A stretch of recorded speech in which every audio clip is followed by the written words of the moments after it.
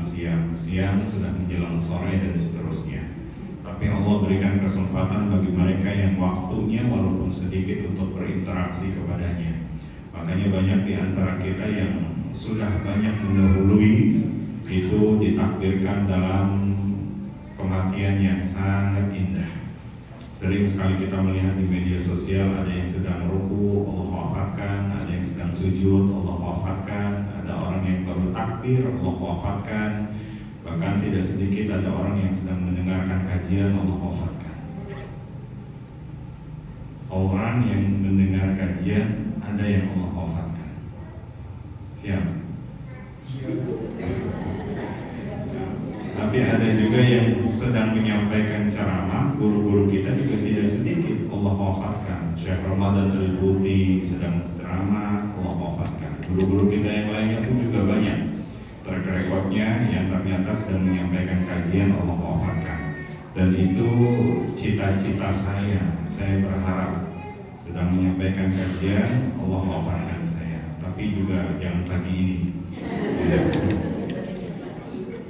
Kita bersyukur kepada Allah dengan mengucapkan kalimat Alhamdulillahirabbil alamin. Mudah-mudahan wujud syukur nikmat kita pagi ini senantiasa diterima oleh Allah Subhanahu wa taala dengan pahala yang terbaik, sekaligus menjadi amalan-amalan terbaik pula saat kita menghadap Allah Subhanahu wa taala. Salawat teriring salam senantiasa tercurah limpah pada suri tauladan kita Nabiul Mustafa Muhammad sallallahu alaihi wasallam beserta keluarganya, sahabat-sahabatnya, tabi'in, tabi'in, di mana bulan ini merupakan bulan kelahiran beliau. Banyak di beberapa masjid yang mengadakan peringatan maulidnya. Namun sekali lagi kami mengultimatum, jangan hanya berbicara terkait maulidnya saja. Sebab kalau berbicara maulid, kita sudah sepakat Nabi sudah lahir tanggal 12 Rabiul Awal tahun Gajah atau yang dikenal dengan Amul Fil. Jadi jangan bicara maulidnya saja. Kita berharap yang dikaji adalah tentang mauludnya. Jadi beda antara maulid dengan maulud. Apa itu maulud? Maulud itu bicara tentang biografi beliau. Makanya sangat mustahil kalau biografi beliau itu yang kurang lebih hidup 63 tahun namun dibahas dalam waktu yang sangat singkat, 60 menit. Paling penceramah menyampaikan 60 menit. Itu adalah sesuatu yang mustahil atau yang mustahil. Ya, rasanya berbicara tentang sosok pribadi Nabi yang 63 tahun disampaikan dalam waktu 60 menit. Namun terlepas dari itu semuanya, maka dulu ada sayembara untuk menulis tentang biografi Nabi Muhammad SAW. Makanya muncul ada diantaranya Maulid At-Tibai, Maulid Al-Barzanji, Maulid Simtud Duror. Kalau ada sekarang kitab namanya Ar-Rahiqul Maktum, karangan daripada Syekh Safiur Rahman Al-Mubarakfuri. Di situ diungkap tuntas baik dari lahirnya sampai pada wafatnya Rasulullah Sallallahu Alaihi Wasallam. Jadi sekali lagi sesuatu yang sangat mustahil kalau berbicara sosok Nabi yang 63 tahun. Berapa wafatnya di usia berapa? 63. Betul ya. Karena dalam redaksi Arab menyebutnya Sittina. Jadi orang Arab itu kalau menyebut umurnya berapa? Sittina. Sittina itu artinya 60-an. Khamsina 50-an. Nabi diangkat menjadi Rasul Arba'ina 40-an. Jadi enggak disebut angka belakangnya 62 kah atau 63. Redaksi Arab mengatakan Siti ya 60-an. Orang Indonesia nggak bisa seperti itu. Ya, umurnya berapa? 60-an. 60 berapa? 62, 63. Ya, jadi itu salah satu di antara perbedaan. Mudah-mudahan salawat kita diterima oleh Allah Subhanahu wa taala.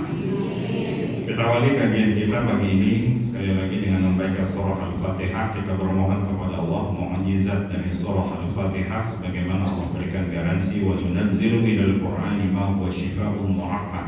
Senantiasa menjadi obat penawar bagi siapa yang sedang sakit, bagi siapa yang sedang mengalami problematika baik dalam rumah tangga, kehidupan bahkan bermasyarakatnya, dan sekaligus menjadi nilai pahala bagi mereka yang sudah berkontribusi terhadap masjid ini, yang mewakafkan, yang menginfakkan hartanya, tenaganya, pemprognya, pengurus yang sampai saat ini terus khidmat menjadi khadimul ummah, dan jamaah yang sampai saat ini terus istiqomah untuk memakmurkan masjid ini. Bitilkan niyah al-Fatihah. A'udzu billahi minasyaitonir rajim. Bismillahirrahmanirrahim.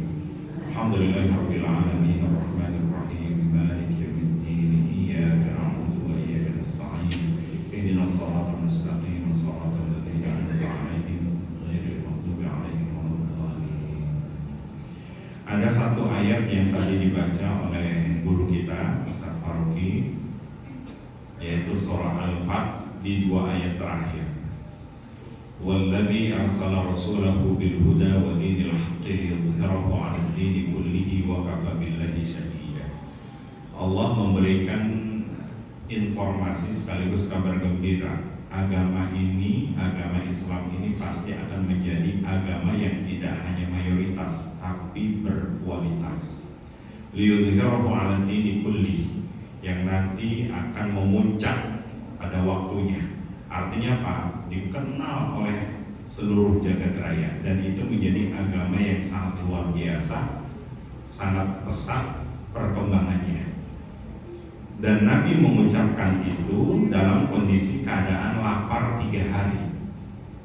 Bisa bayangkan Nabi mengucapkan dalam keadaan lapar 3 hari, seharusnya yang dipikirkan oleh beliau adalah besok bagaimana caranya bisa makan. Tapi Nabi menyampaikan di kalangan sahabat-sahabatnya, besok kita bisa menaklukkan Persia dan Romawi. Bagi kita ukuran manusia biasa mengatakan, boro-boro bicara seperti itu, mikirin makan aja besok ya. Tapi Nabi kemudian ditegaskan oleh Allah, dimotivasi oleh Allah, kalimatnya apa? Wa kafa billahi syahida. Gak percaya, cukup Allah yang jadi saksi. Dan ini kalimat motivasi besar buat kita. Segala sesuatu yang dalam ukuran manusia itu mustahil, tapi kalau sudah dimotivasi oleh Allah, wa kafa billahi syahida, segala sesuatu yang mustahil itu adalah menjadi nyata. Sebagaimana Siti Sarah yang tadinya medis memvonis gak bakalan punya karena bermasalah dalam rahimnya. Siti Sarah itu adalah sosok wanita yang sepertiga wanita kecantikannya ada di dia. Jadi belum ada apa-apanya nih. Ya, siapa paling cantik? Belum ada apa-apa. Sepertiga wanita di dunia itu sepertiganya dimiliki oleh Siti Sarah. Setengahnya dimiliki oleh siapa? Sayyidatuna Hawa, istri daripada Nabi Adam alaihissalam. Setengahnya oleh Hawa, sepertiganya oleh Siti Sarah. Sisanya kemana? Berebutan semua wanita di alam jagat raya ini. Jadi sampaikan nanti sama bapak, ibu ke salon habis 30 juta, pulang dari salon bapak mengatakan, udah 30 juta habis masih gini-gini juga. Pak, justru sebaliknya, saya ini lagi berebutan sama wanita sejagat raya ya, jadi kecantikannya itu dibagi rata seluruhnya, sepertiganya doang. Siti Sarah itu adalah sosok wanita yang ternyata masalah dalam rahimnya. Tapi ketika beliau dimotivasi oleh malaikat, wa kafa billahi syahida, apa ya segala sesuatu yang mustahil bagi manusia mudah bagi Allah. Ternyata beliau dikaruniakan seorang anak yang namanya itu diambil dari perilaku beliau. Apa itu? Ishaq. Ya, Ishaq itu bahasa Ibraninya adalah tertawa. Makanya saat malaikat memberikan informasi bahwa nanti akan datang dari keturunanmu adalah seorang anak atau seorang keturunan, maka direspon oleh Siti Sarah dengan cara tertawa, hak hak hak hak hak. Nah, maka dinamakan dengan Ishaq. Ustaz cocok logi kayaknya. Itu bahasa Ibrani, Pak. Ishaq itu bahasa Ibrani. Ya, untung beliau ketawanya nggak wek. Baik Bapak Ibu dirahmati Allah Subhanahu wa taala. Ayat 29 inilah yang kemudian memberikan ketegasan. Muhammadur Rasulullah walladzina ma'ahu asyidda'u 'alal kufari rahama'u bainahum. Itu satu paket. jangan dibalik, jangan dipotong-potong. Sebab kenapa? Karena umatnya Nabi Muhammad itu asyidda 'alal kufar rohama bainahum, tegas terhadap Zionis, rohama bainahum, tapi saling berangkulan memberikan solusi kepada orang-orang yang seakidah dengan dia. Jangan dibalik. Ini rohama 'alal kufar, ya, berangkulan sama orang-orang Zionis, akan tetapi dia tegas sama orang mukmin. Nah, ini kalau kaidah ini dibalik, ya selesai. Yang namanya ukhuwah watoniyah, ukhuwah basyariyah, apalagi ukhuwah Islamiyah. Maka umatnya Nabi Muhammad karakteristiknya itu sangat mudah dikenali. Syiddah 'alal kufar. Bahkan pagi ini saya dapat informasi oleh teman-teman dompet duafa yang ada di Palestina. Ya, pagi ini Hamas sudah bisa merebut membuka jalur Gaza yang tadinya ditutup bertahun-tahun, ya. Itu ditutupnya, Ibu, nggak tanggung pakai pagar yang dikelilingin oleh medan listrik. Jadi kalau Ibu lewat situ bisa nyetrum, kalau nyetrum bisa wafat. Dan qadarullah, Allah beri kemampuan ya kepada para pejuang-pejuang di sana, ternyata mampu bisa menerobos jalur tersebut. Kita doakan mudah-mudahan Allah lindungi para saudara-saudara kita.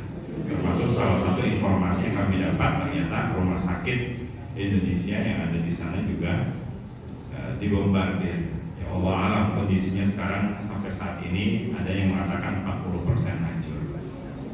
Baik Bapak Ibu dirahmati Allah Subhanahu wa taala, kita akan membahas pagi ini yakni surah Al-Alaq, surah yang merupakan ayat pertama diturunkan, surah yang menjadi isyarat ilmiah di mana saat itu peradaban belum berbicara terkait ilmiah, belum pernah berbicara terkait sains.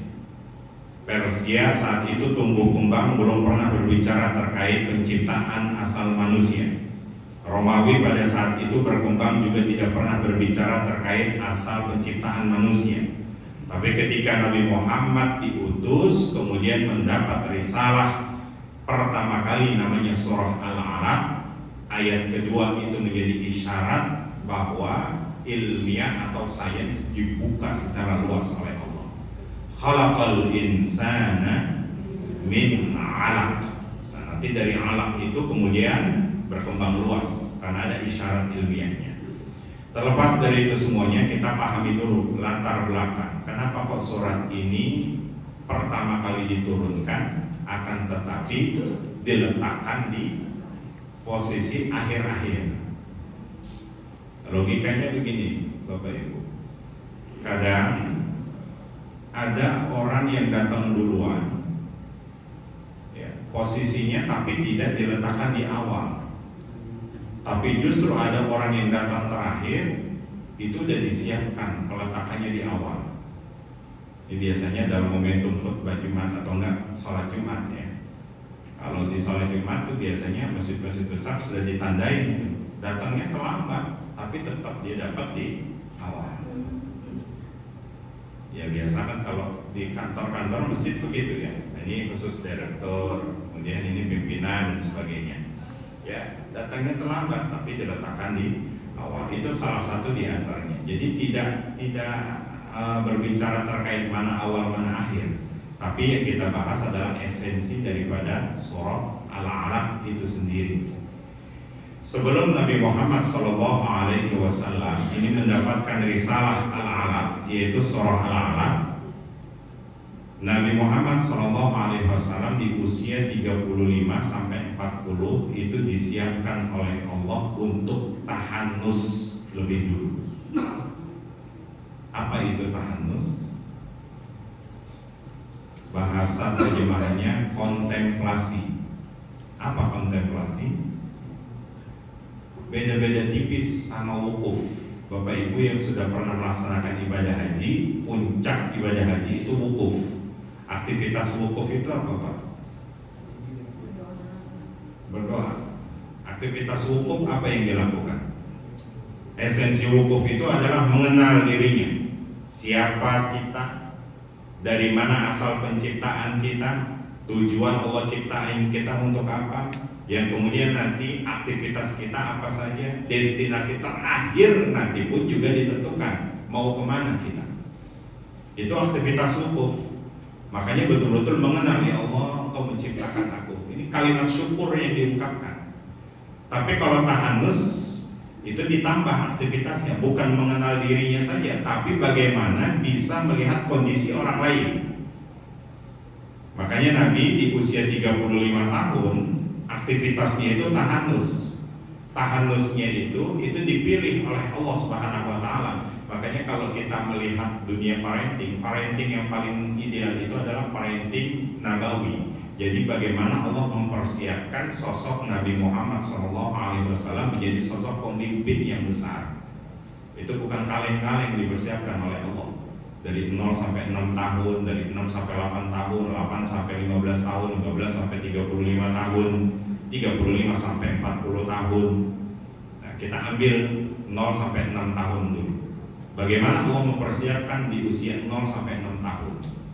Allah mempersiapkan nabinya ternyata dididik di satu tempat yang mana bahasanya, bahasa komunikasinya masih fusha, masih fasih.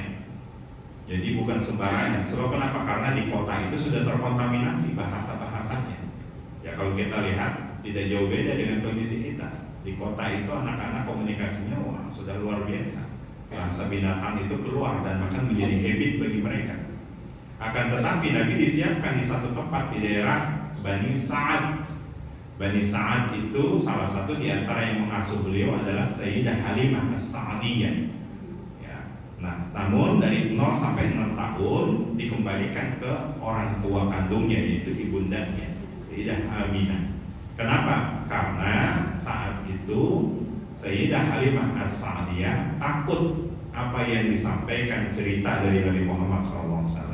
Sebab Nabi Muhammad sedang berjalan dengan anak beliau yang sedang main, tiba-tiba didatangi dengan sosok yang sangat luar biasa. Anaknya Sayyidah Halimah berteriak, "Qad qutila Muhammad, Muhammad maqtul, Muhammad terbunuh, Muhammad terbunuh." Ibundanya bergegas, "Ada apa? Muhammad ada yang bunuh." Lalu dikrosek, ternyata Nabi Muhammad dalam keadaan tenang. "Ada apa Muhammad?" Lalu cerita beliau, datanglah seseorang yang besar luar biasa, yang kemudian disampaikan itu membelah dadanya.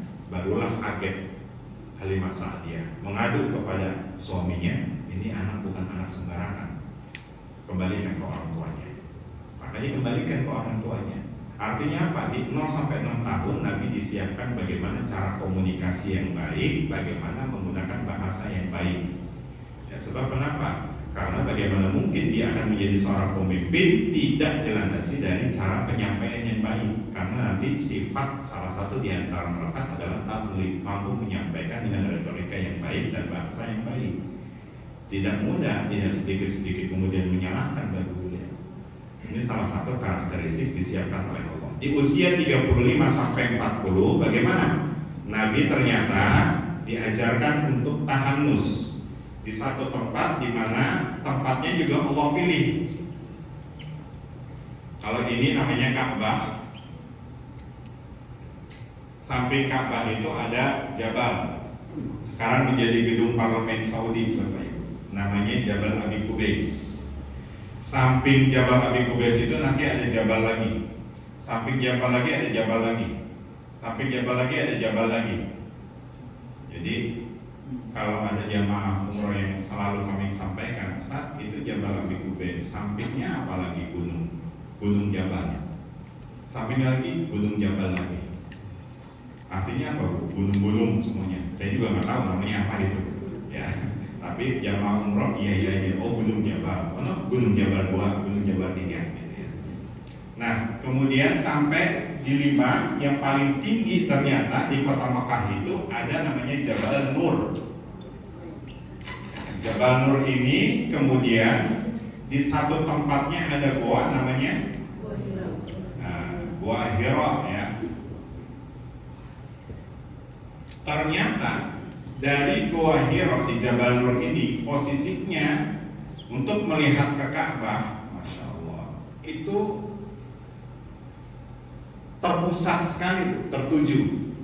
Jadi posisi Goa Hiro itu batu-batunya menghadap ke Ka'bah. Siapa di antara Bapak Ibu yang pernah naik sampai ke Jabal Nur atau ke Goa Hiro? Itu perjalanan kayak kalau postur tubuh kayak saya itu butuh 1,5 jam, 2 jam. Ya, turunnya yang cepat, semenit bisa loncat. Kalau mau cepat ya. Tapi mohon maaf, sampai di sana ternyata kita dapatkan itu batu-batunya termasuk goanya itu menghadap arah kiblat. Persis kalau kita start mau tawaf, itu ada pintu Ka'bah, posisinya di situ. Ternyata disinilah keunikan Allah mempersiapkan tempat khusus untuk Nabi Muhammad SAW bertahanus. Makanya tidak heran ketika Nabi Muhammad posisi Jabal Nur itu paling tinggi, jadi melihat betul-betul aktivitas orang-orang jahiliyah saat itu. Ada yang sedang menyembah Manat, Lata, Uzza, Hubal, ada yang bahkan mohon maaf ya, yastahyuna nisa'akum, perempuan-perempuan mereka itu tidak ditempatkan di tempat yang terhormat. Itu kondisi jahiliyah saat itu. Makanya wajar saat itu Nabi melihat secara apa? Gemetar kondisi saat itu. Maka tahanus aktivitasnya adalah jangan menyolehkan diri sendiri, tapi bagaimana aktivitas sahabat-sahabat dan saudara-saudara. Jadi melihat secara langsung. Maksudnya adalah dakwahnya banyak yang masuk Islam 2-3 orang, yang murtad 10 orang. Jadi beliau berpikir di situ, ada apa dengan umat ini? Ada apa dengan masyarakat ini? Disampaikan dakwah banyak yang masuk, tapi outputnya lebih banyak. Outcome-nya banyak, tapi outputnya lebih banyak.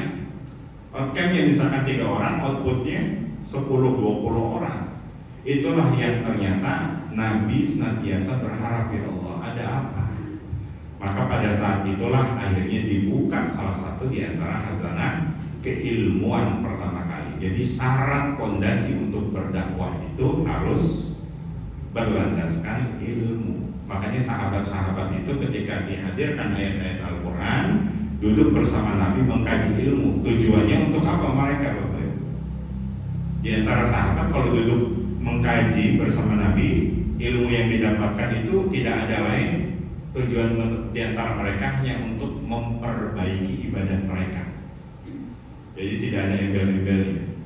Makanya kajian pagi hari ini kalau niatnya untuk menjadi seorang pemimpin, ya pasti akan dapat. Tapi di antara sahabat memilih untuk memperbaiki ibadahnya. Jadi kalau sudah memperbaiki ibadahnya, embel-embel itu dapat, pemimpin dapat, ya. Bahkan kalau ada caleg yang hadir di sini, ya insya Allah, ya ilmunya dapat. Bagaimana nanti dikaji. Baik, Bapak Ibu yang dirahmati Allah Subhanahu wa taala, ini berkaitan dengan latar belakang surah Al-Alaq. Namun Nabi memberikan ultimatum. Sayati 'alan nasi zamanun, akan datang nanti di hari akhir yukthirul qurra. Banyak di antara orang-orang yang ahli membaca Al-Qur'an. Yukthirul qurra. Model bacaannya luar biasa, bagusnya luar biasa. Wa yaqillul fuqaha, akan tetapi sedikit memahaminya. Kalau kita lihat sekarang banyak ya, Al-Qur'an itu luar biasa. Muncul pertanyaan Bapak Ibu, kalau mau belajar Al-Qur'an itu irama dulu atau tajwid dulu? Tajwid dulu. Bukan irama. Kan ayat hadis, maaf hadis mengatakan zayyidul Qur'ana bi aswatikum. Hiasi bacaan Qur'anmu dengan irama yang bagus. Tajwid dulu apa irama, Pak? Tajwid dulu tetap. Kenapa tajwid?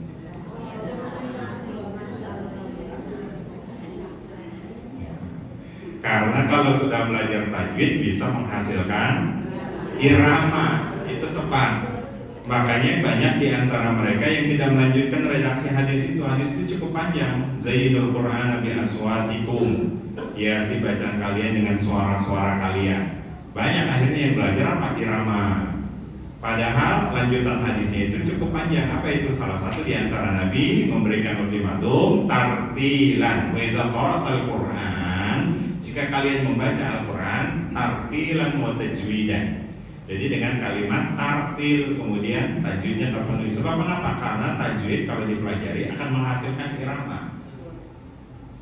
Contoh misalkan yang tadi dibaca oleh, kalau bacaan Ustaz Faruqi disandingkan dengan bacaan Syekh Abdul Al-Matrud. Ya, beliau kan ikut irama Syekh Abdul Al-Matrud ini. Al-Matrud ya. Itu bisa nggak Ibu bedain? Bapak Ibu bisa membedakan? Atau contoh yang pernah mendengarkan bacaannya Syekh Abdul Rahman As-Sudais dengan Syekh Suraim, itu mirip-mirip kan? Tapi bagi orang yang paham tajwid sudah bisa mengenal ini Syekh Sudais, ini Syekh Suraim ya.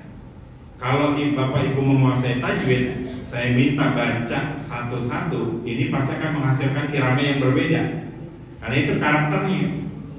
Jadi tidak perlu irama lebih mendahului, tapi tajwid lebih dulu. Makanya kata Nabi, saya ja'alan nasi zaman yubsirul qurra, banyak, tapi tidak memahami tajwidnya, tidak memahami ayat-ayatnya.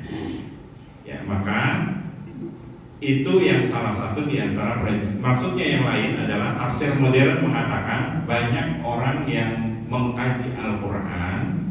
Atau contoh misalkan saya ja'alan nasi zamanun yubsirul qurra, banyak orang yang menyandang gelar akan tetapi ilmunya tidak membimbing dia. Itu kalau dalam tafsir modernnya. Sebab kami mencoba untuk mengkaji dua sisi. Kalau dalam kajian tafsir itu ada tafsir al-asri, ada tafsir bil maksur. Tafsir al-asri itu di zaman era-era modern itu luar biasa Bapak Ibu, menemukan dalam analisis datanya mereka. Jadi relevansi. Satu contoh misalkan, nanti ada korelasi antara surah Al-Alaq dengan surah At-Tin. Ya, salah satu di antara surah Al-Alaq isyarat ilmiahnya, sementara jawabannya itu ada di dalam surah At-Tin. Bagaimana Allah menciptakan asal muasal manusia. Ternyata tidak sedikit para mufassir di zaman modern melegalkan surah At-Tin sebagai legalitas dari teori Darwin.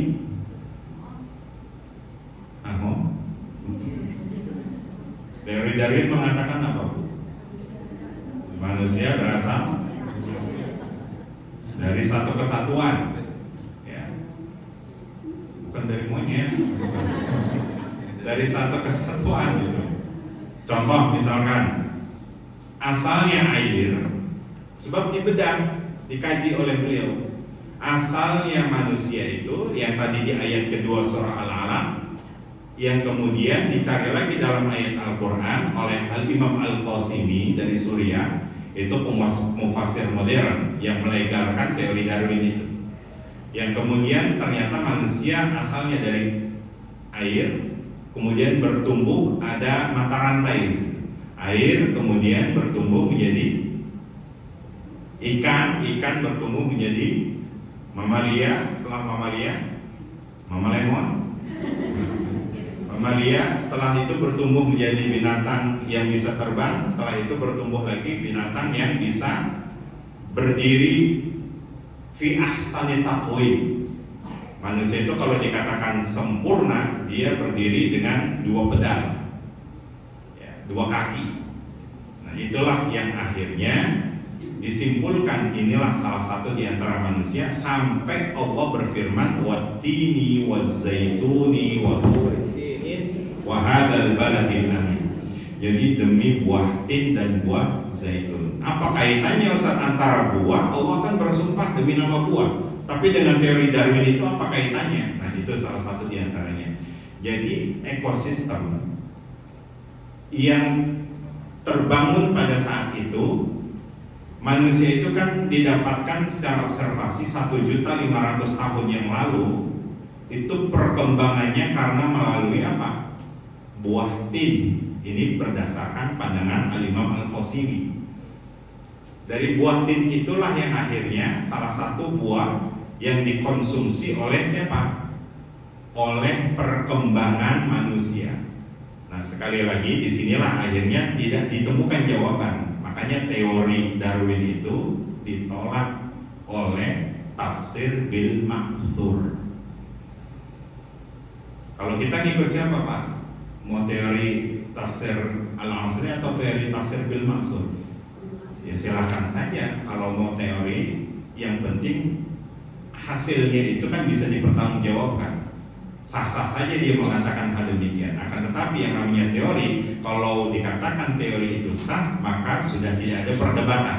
Tapi kalau masih ada perdebatan berarti ya, belum sah.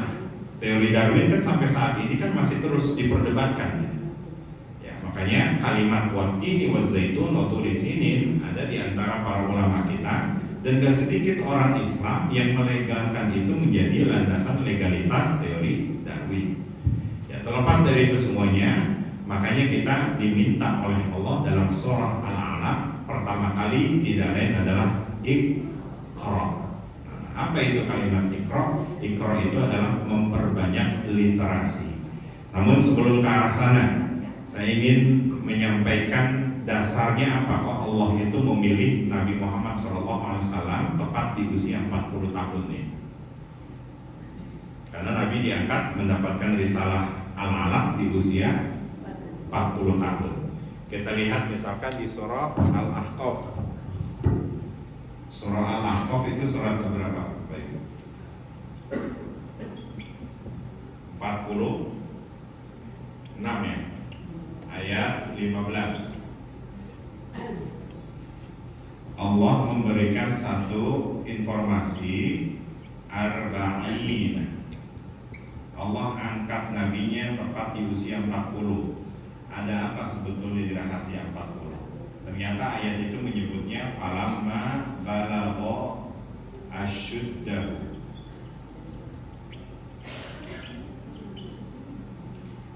Falamma balagha asyuddahu.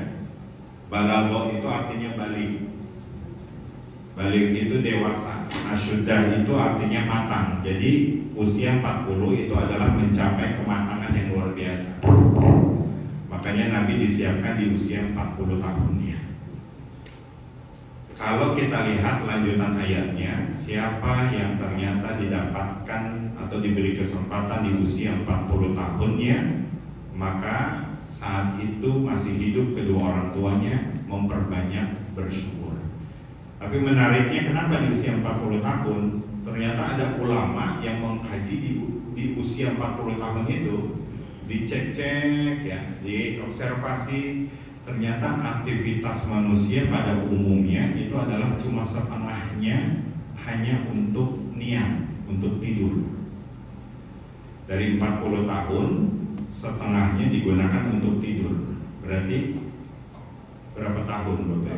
20 tahun. Sisa 20 tahun itu untuk beraktivitas. Dari sekian banyak aktivitas yang 20 tahun itu, kita bagi setengahnya ternyata untuk ibadah. Jadi ibadah kita terhitung cuma 10 tahun. Gak pesimis-pesimis juga kita kan. Dari 10 tahun yang diminta untuk ibadah itu kira-kira sudah standarnya Allah Subhanahu wa Ta'ala belum? Taruhlah misalkan setengahnya sudah, berarti 5 tahun. Yang diminta oleh Allah dari ibadah itu apa?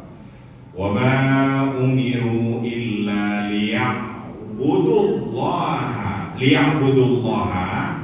Imam Ibnu Qayyim al-Jauziyah mengatakan harus mencapai legalitas atau gelar yang namanya Abdullah, hamba Allah. Ya, hamba Allah.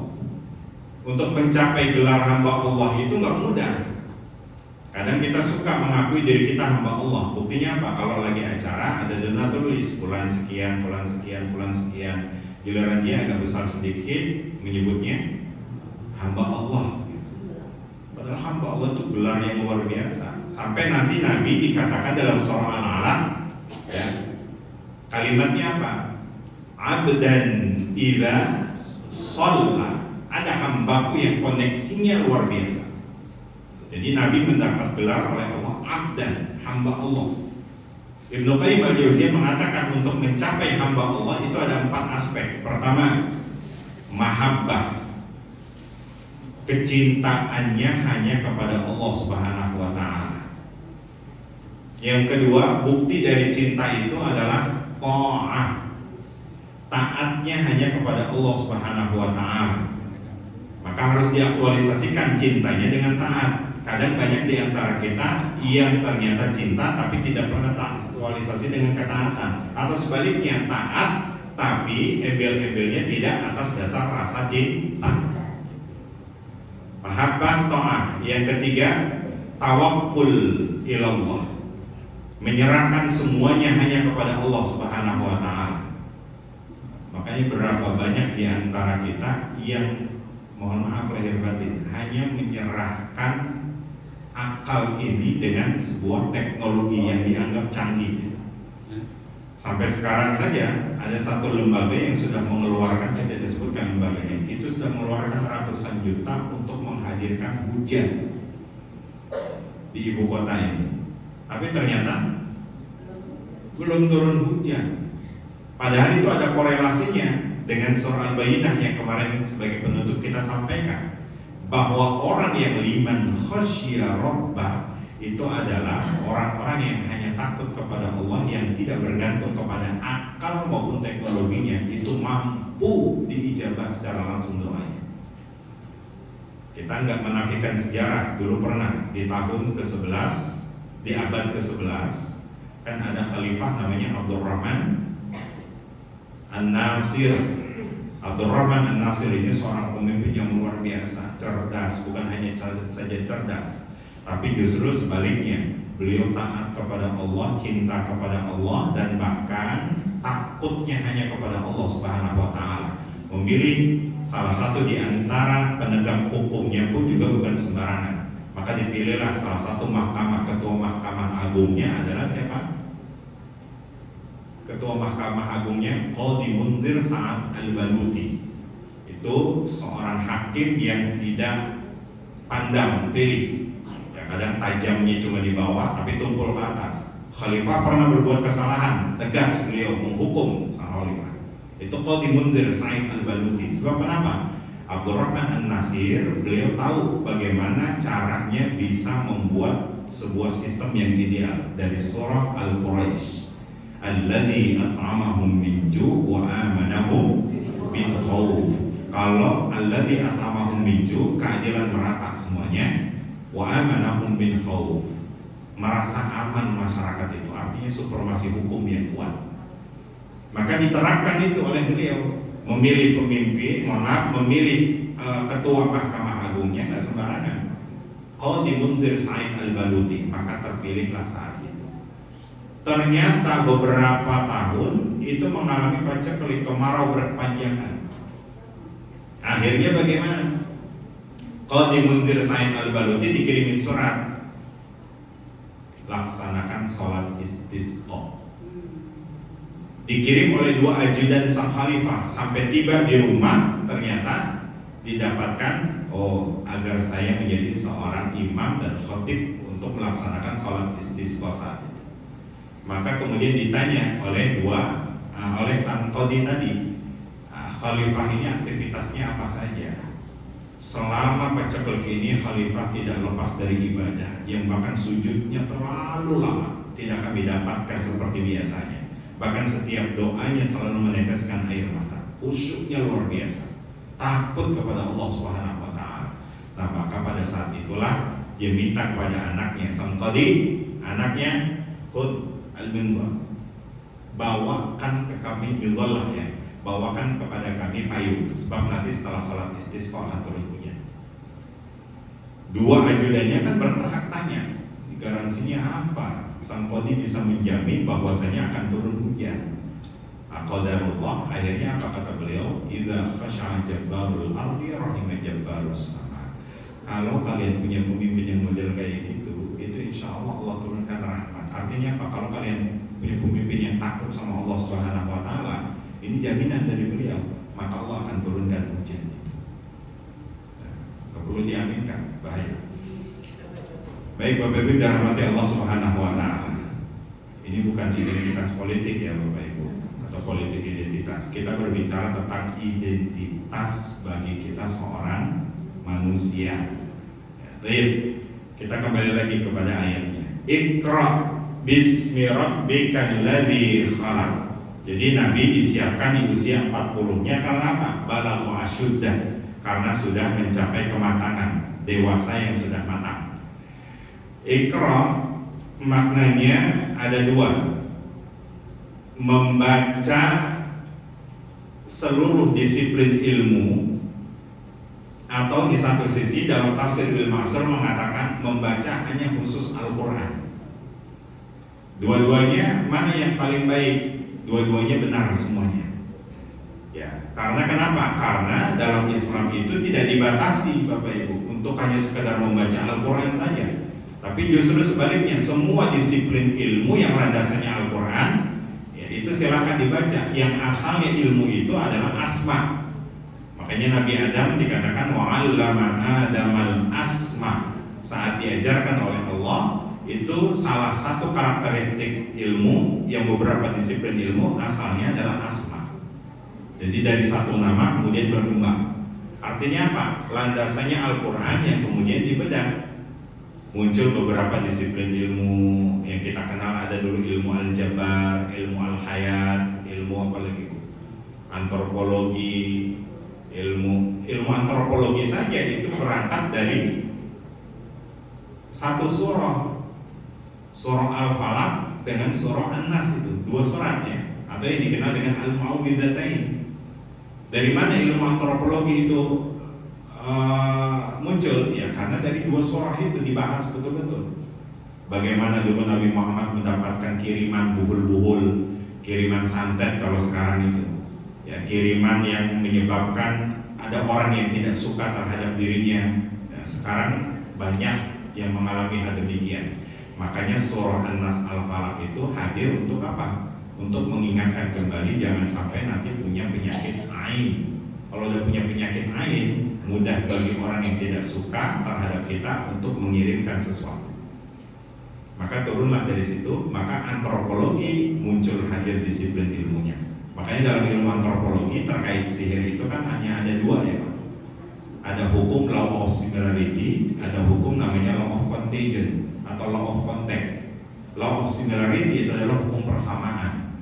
Contoh misalkan, kita sering orang dulu mengaitkan kalau misalkan rumahnya itu tidak bisa dimasukin ular, biasa di depan pintu ditaburin. Ada nggak korelasi ular sama garam? Ya, karena ular suka asin katanya. Itu law of similarity, hukum persamaan. Atau satu contoh misalkan orang Arab sering memahami kalau ada najm, bintang Suraya yang turun, maka pertanda ini akan ada wabah. Makanya dulu sempat ada konten 3 tahun yang lalu ya, idza tala'an najmu sobahan rufi'atil ahad. Kalau ternyata ada bintang Suraya terbit di pagi hari, maka wabahnya terangkat, ya, COVID-nya terangkat. Karena memang pemahaman salah satu diantaranya adalah Al-Imam Abu Hanifah memahami itu. Ya. Kemudian ada lagi yang memahami contoh persamaan antara mikrokosmo dengan makrokosmo, Pak. Manusia dianggap mikrokosmo, alam semesta ini dianggap makrokosmo. Jadi persamaan itu kalau bertabrakan ini akan terjadi kiamat. Satu contoh misalkan orang-orang dulu memahami ada komet yang turun pernah di Britania Raya, yang dulu pernah ada seorang gadis katanya turun di situ yang dianggap sebagai Ratu Elizabeth ya. Yang kemudian ketika dia datang bulan, ini mikrokosmo yang turun dari makrokosmo. Jadi ketika dia datang bulan itu harus ditandai pipinya kemerah-merahan. Pipinya dikasih tanda merah dan tidak boleh keluar dari rumah. Sebab kenapa? Kalau dia keluar dari rumah dalam keadaan datang bulan, dia melihat baik bulan ataupun matahari, itu akan terjadi kiamat. Dan jangan lupa dikasih tanda pipinya kemerahan. Maka pipi yang merah itu namanya kosmo, diambil dari kalimat kosmetik. Ya. Makanya ibu jangan bangga kalau punya pipi kemerah-merahan itu tebal, mungkin dia lagi datang bulan. Itu salah satu di antara law of similarity. Atau yang kedua namanya law of contagion, law of contact. Law of contact itu sekarang mempermudah alat komunikasi kita, Pak. Alat komunikasi kita, Masya Allah, itu sudah bisa mendeteksi orang ini terkena sihir, orang ini terkena buhul. Itu salah satu di antaranya. Kalau dulu Nabi kontaknya adalah melalui rambutnya, makanya Nabi itu sangat beradab sekali. Sekalipun rambutnya rontok itu dikumpulkan.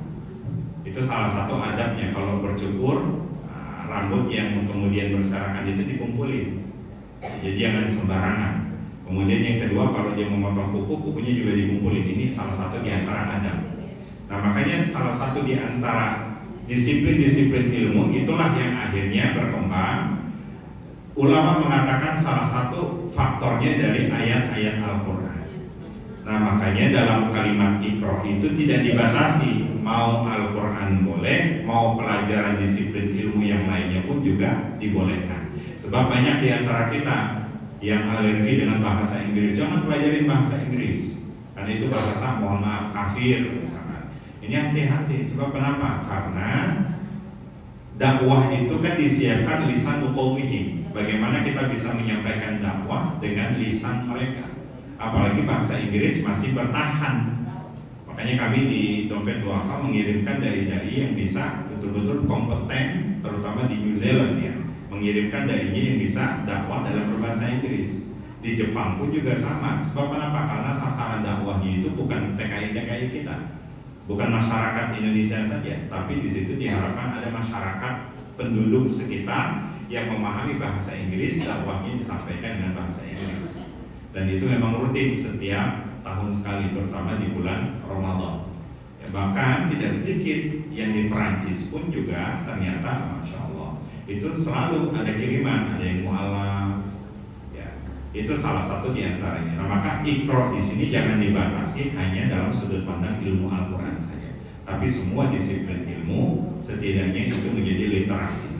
Bismi Rabbika.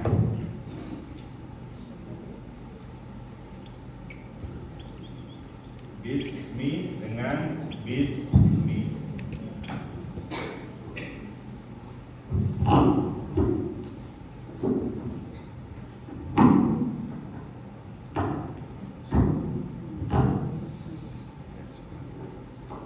Ada bismi pakai alif, ada bismi nggak pakai alif. Kita sudah pernah mengkaji. Ketika Nabi diminta Iqra ya Muhammad bismi, muncul pertanyaan pada saat itu, malaikat meminta Nabi Muhammad untuk baca. Apakah bacanya melihat teks atau tidak?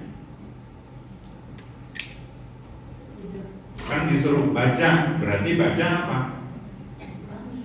Ada teksnya. Adakah teksnya saat itu? Tidak ada.